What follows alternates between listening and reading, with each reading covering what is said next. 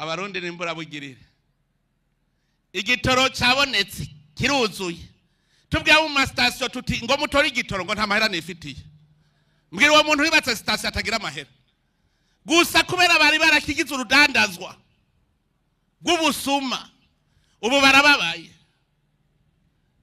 bwira abafise aba station bose nibagende gutora igitoro muri Sopebu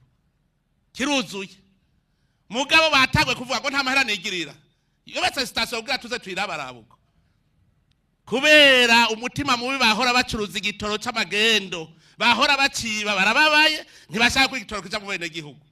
ndabwire ngira ndondera ingingo fatira ama station yose atazokwakira igitoro duce tuyagira ya leta duce tugishiramwo hanyuma bene gihugu baronka igitoro nta yindi nzira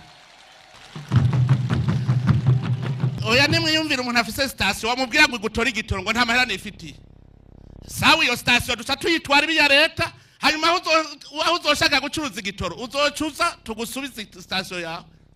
nta yindi nzira namaze kuvuga ababe barategura inama dufata ingingo uburongozi nukunyene ntirushaka kwemera umuntu azaratwononera mwene abantu bopfumareka kubaho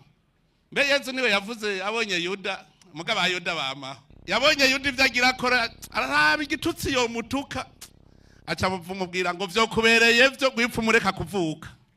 none n'abantu nkabo vyo babereye vyo iyo bapfuma abanyamahanga ntibabarundi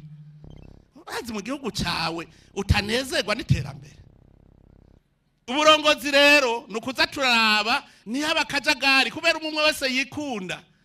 dutegerezwa gukora ibishoboka vyose abantu umwe wese azana impano yiwe akora ivyiwe uwase kubikora nawe ntazoturira ivyacu